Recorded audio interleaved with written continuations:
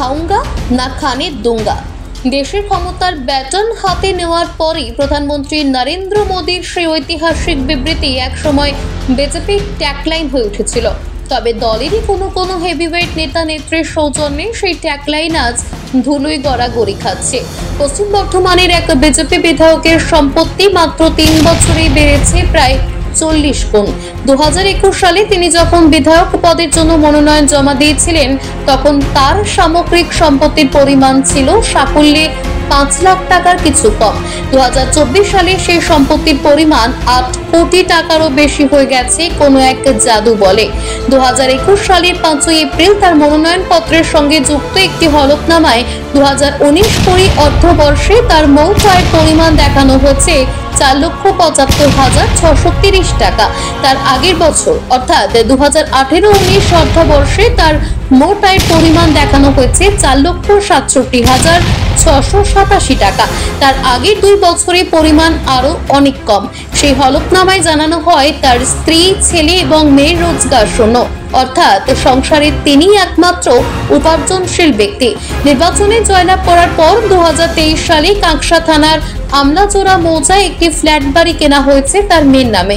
2021 সালের 15 এবং 16 ডিসেম্বর পশ্চিম বর্ধমানের সালামপুর থানার কাল্লা পঞ্চায়েতের অধীন পাহাড়পুর মৌজায় বিভিন্ন দাগের 47 ডেসিমেল জমি।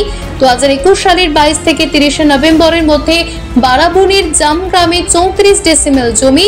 ওই বছরেরই অগস্ট মাসে বারাবণীর ইটাপাড়া এবং জামগ্রাম পঞ্চায়েতের বিভিন্ন মৌজায় বিভিন্ন দাগে 110 ডেসিমেল জমি কেনা হয়েছে বলে সূত্রের খবরে জানা গেছে। এ তো গেল বিধায়কের মেন নামে কেনার সম্পত্তির খতিয়ান। তার ছেলের নামে পশ্চিম বর্ধমানের কাল্লা, সামডি, জামগ্রাম প্রভৃতি মৌজায় তার ছেলের নামে প্রায় 213 ডেসিমেল জমি কেনা হয়েছে বলে সূত্রটি জানিয়েছে। এই বিপুল পরিমাণ জমির আনুমানিক মূল্য 8 কোটি টাকারও বেশি বলে বিশেষজ্ঞ মহলের দাবি। প্রশ্ন উঠছে, এত বিপুল অঙ্কের টাকা বিধায়ক কোথা থেকে পেলেন? বক্রপথে রোজগার করা ছাড়া এত বিপুল অঙ্কের টাকা কারো পক্ষে বিধায়ক হওয়ার কয়েক মাসের মধ্যে রোজগার করা শুধু কঠিনই নয়, সম্পূর্ণ অসম্ভব বলেই দাবি বিশেষজ্ঞদের। ইতিমধ্যেই তার এই টাকার উৎস নিয়ে প্রশাসনিক মহলে তোলপাড় পড়ে গিয়েছে। শুরু হয়েছে ভিজিলেন্স তদন্ত।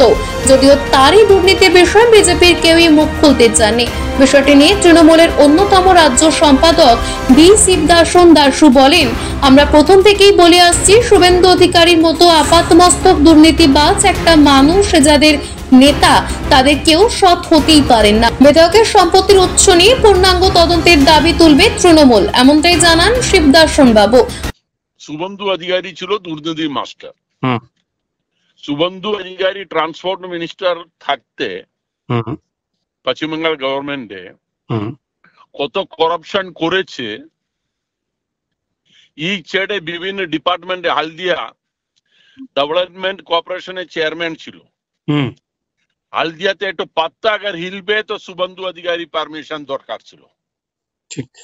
আজকে লম্বা লম্বা ডায়লগ মারছে মমতাদির বিরুদ্ধে আর চ্যালেঞ্জ করছে মমতাদি যাহা দাঁড়াবে উহা আমি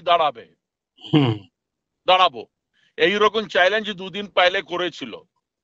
আমি রাজ্য সম্পাদকের নাতে শুভেন্দু অধিকারীকে বলতে চাই, তুমি অপোজিশন লিডার হওয়ার পর পশ্চিম বেঙ্গলে বিভিন্ন ইলেকশনে একটা সিট পর্যন্ত তুমি জিতাতে পারি নাই। তোমার এরকম বাজে নেতা পশ্চিম বেঙ্গলে বিজেপিতে নেই।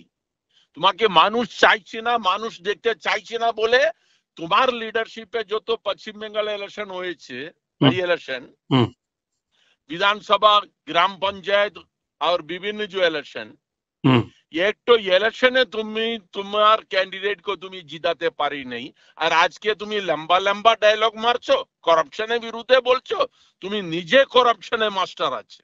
না ও সঙ্গে যে জড়িত আছে, যে যার সঙ্গে জড়িত আছে, আমি পার্টিকুলার একটা নাম লিখে বলতে চাই না, সবাই করপশনে ইনভলভমেন্ট আছে। অন্যদিকে কংগ্রেস নেতা তরুণ রায় বলেন, বিজেপির সেই বিধায়কের 5 বছর এখনো সম্পূর্ণ হয়নি, এর মধ্যেই এত বিপুল পরিমাণ সম্পত্তি কোথা থেকে হলো? এই টাকার উৎস নিয়ে আমরা প্রশ্ন তুলছি। অবিলম্বে সাধারণ মানুষের সামনে সেই তথ্য শ্বেতপত্রের আকারে বের করার দাবি জানান তরুণ বাবু।